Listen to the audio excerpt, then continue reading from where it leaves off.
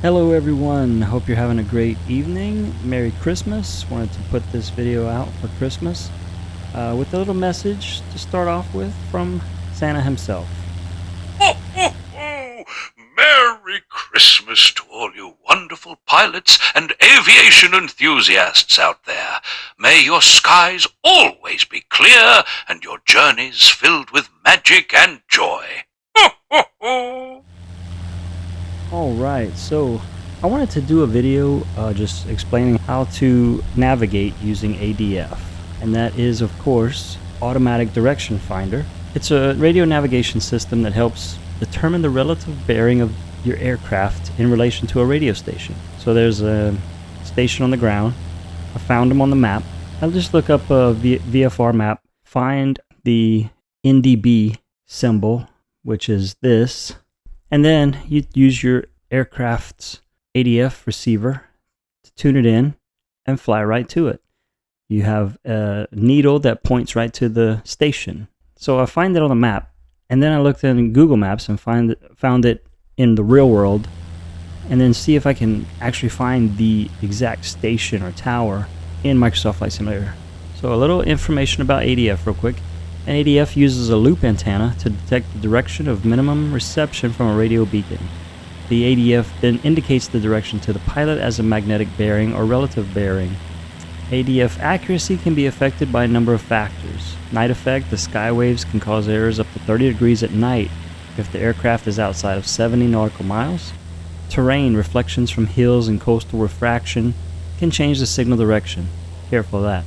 Static: nearby thunderstorms can cause static noise, and the electrical field can sometimes be stronger than the NDB transmissions. The NDB stands for non-directional beacon. Just sends out a signal everywhere. Unlike a VOR, which sends out specific directional signals.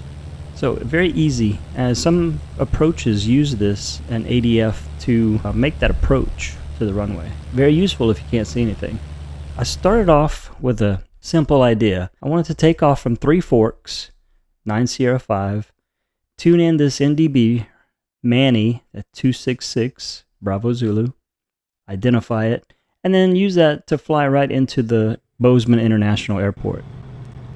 So I jump in to this aircraft thinking it may have an NDB receiver, an ADF, but no, so I used the GPS to go direct to it, and that worked. It pulled up Manny. So I simply used that magenta line and fly to it. Now I was looking for the actual station, and I think I found it through several attempts, through a good while of looking for it.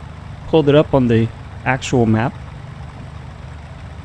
Which surprisingly I found, and it's right next to that semicircle, on the outer left edge of that semicircle.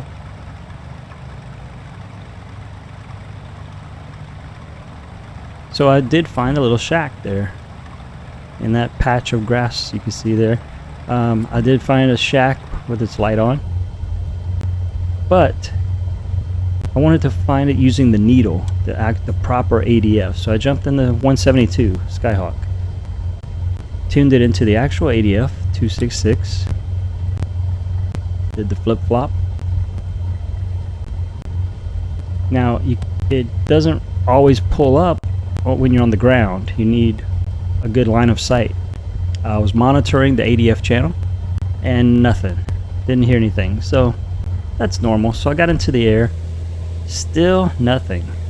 I was listening for the blips and beeps of the Morse code to identify it. You tune, identify, twist, and select to locate whatever you're looking for. Interesting acronym there, but that didn't work. So I go into the Cessna Corvallis and did it on the G1000 in its ADF receiver. That's the ADF DME button, automatic direction finder, distance measuring equipment. Got into the air and no indicators. Had the volume up, flew right around the receiver to no avail. Got frustrated and decided to land. I made the discovery that once you get close to the ground, you can hear the birds chirping and nature sounds.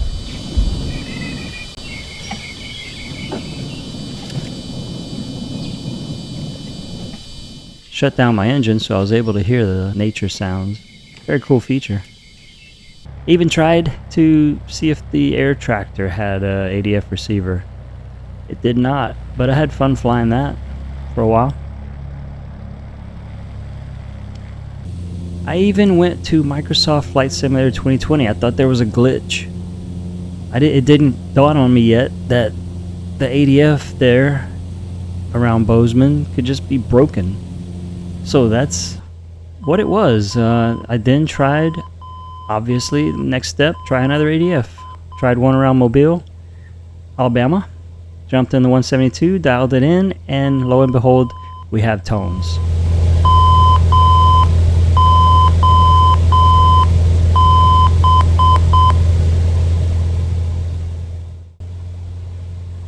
And there it is on the receiver. So I look around for it, find the tower, find the patch of land. I should have turned the sun on to see it better, but it's right around Grimes Field. And I did look that up on the actual map, get a good picture of it, and I used that ADF position to just make my obligatory landing at Mobile Regional.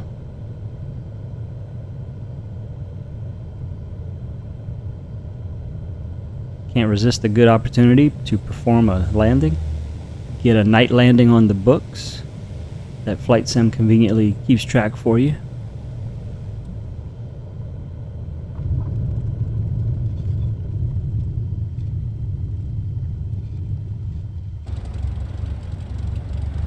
Look at those Christmas lights. And there's some, looks like some little radio towers there. That could be a tower. The way the map is positioned, that might be the location of that tower I saw. Right next to Grimes Field, position based relative to that lake and the actual airport. So basically that's it. Find the NDB on the VFR map, tune in that frequency, identify it by listening for the tones, make sure that's the correct facility.